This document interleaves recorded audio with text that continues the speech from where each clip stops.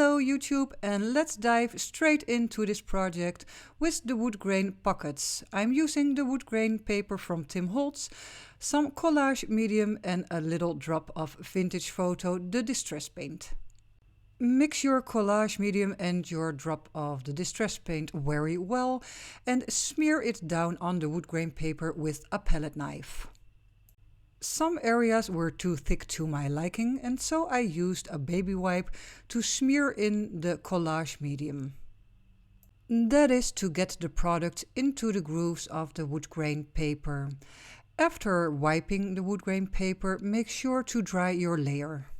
Now directly on to the next layer. I am using some distress inks.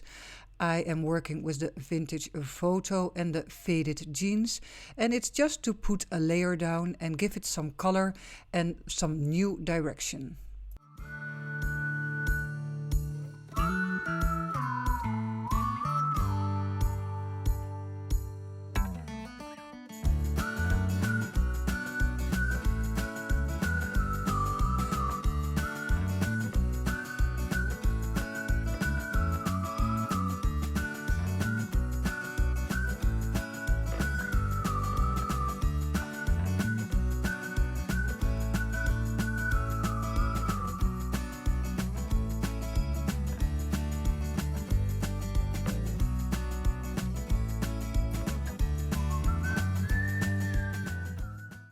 Because I played with the distress inks, an idea popped into my head because I remembered I had a beautiful watercolor and it's more blue grayish, and of course the watercolor you can use and dilute with water, and I thought that would be perfect for the Woodgrain paper because it can go into the grooves.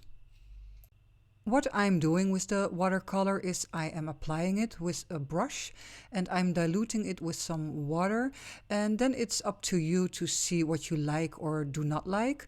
Do you like the more lighter areas, or do you think, well, maybe I need some more color, and then you put on some more color. Just play.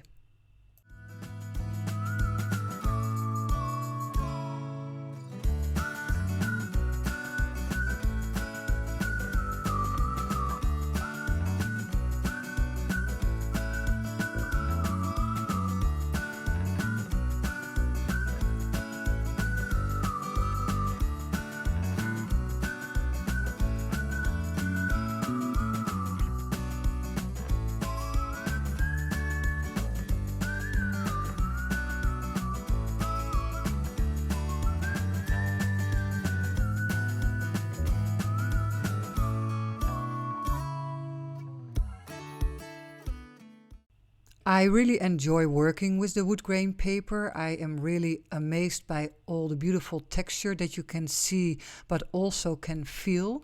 And that is also the reason why I am trying to get a layer of paint on top of the raised areas. And I'm using a deep midnight blue and some dark chocolate. It is not the intention to put a whole lot of pressure onto the brayer, but just slightly slide over the paper. It is better to begin with just a soft touch because you can always apply more later when you like the effect.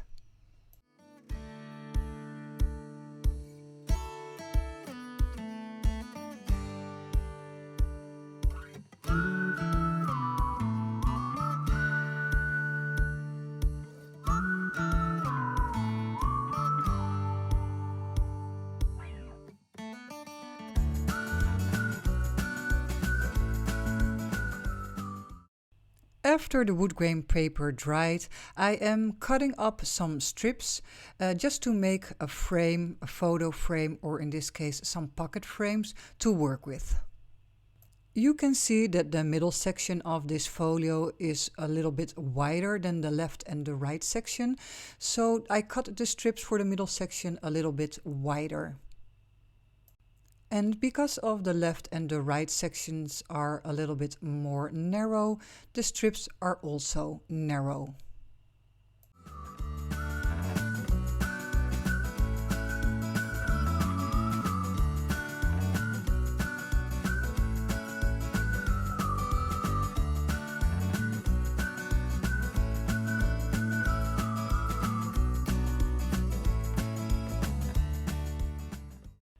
Now on to some decorating. I would like to create a little bit of an old and worn look, and I am thinking of old wooden crates with some worn words on it, and I would like to recreate that with some remnant rubs. I am cutting out some words and some numbers and making a collection for the left, the middle and the right section all in once.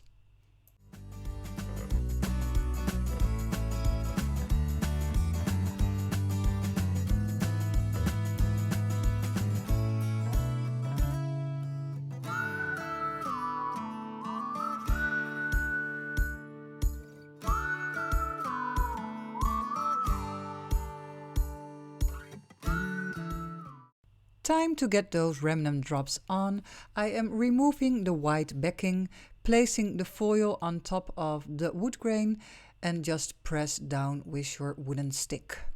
Repeat these steps with the other numbers and words and make sure to mostly aim on the corners of the frame.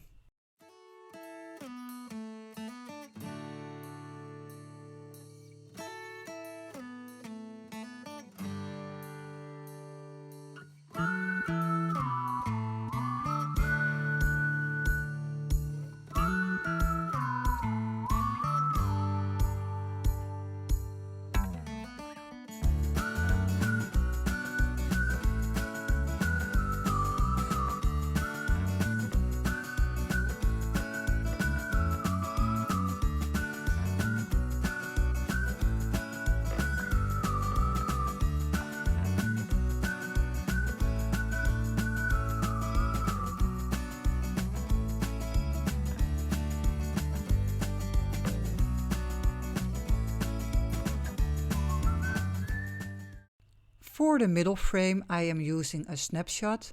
I crunched it up a little bit and inked all the edges. And for just a little decoration I am using a Snippets numbers. I also used just a little remnant drop in the left upper corner. After decorating, it is time to adhere the two pieces together. I am gluing the frame on top of the snapshot, and most of the time I use an old heavy book to put on top to keep everything in place. For the left and the right frame I am using the transparent things to make a pocket.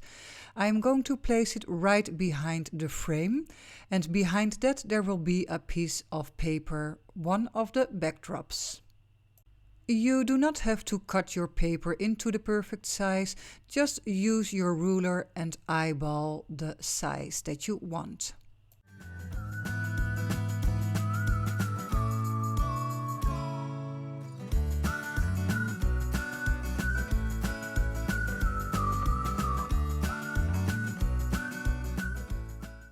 Here I am pointing out my stitch line. I'm going to stitch on the left, the right and the bottom, and I'm leaving the top open because of course it is a pocket.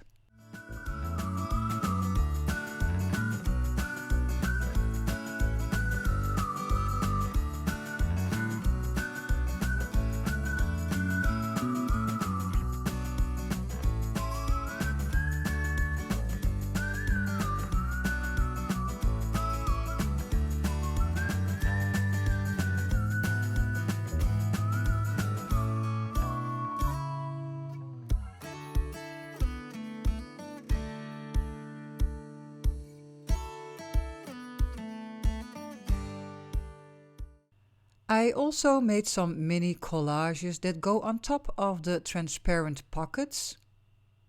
To create these little collages, you can think about using the ephemera packs from Tim Holtz, some snippets, adornments, some word keys, and some word quotes. And of course, do not forget to give your little collage some stitches.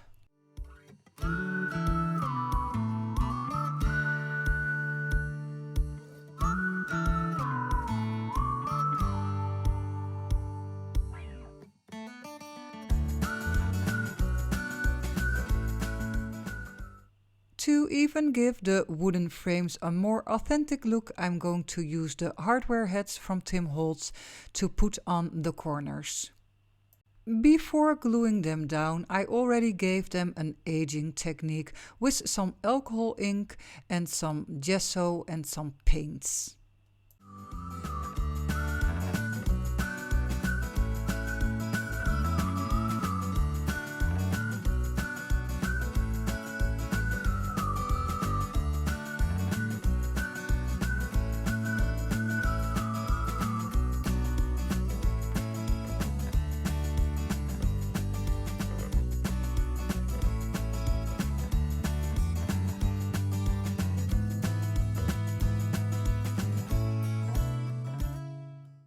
As a little finishing touch on the collage, I am using the index clips with a remnant wrap on top. It's almost the end of the video and I would like to ask you, if you like my content, please like, subscribe or comment down below. You can even become a patron of mine. I will put the link in the description box below.